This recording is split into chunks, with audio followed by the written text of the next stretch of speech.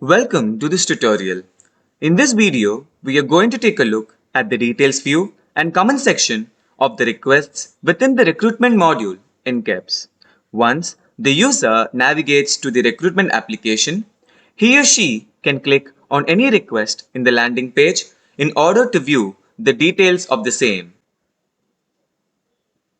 The details view displays all the particulars and also has scope of access to all functionalities within the request, which will be covered in the upcoming videos.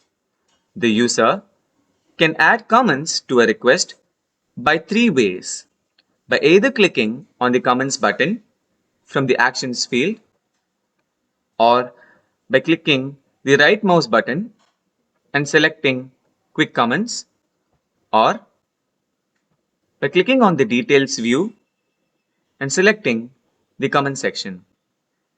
The user can add comments and its context and can also mention stakeholders.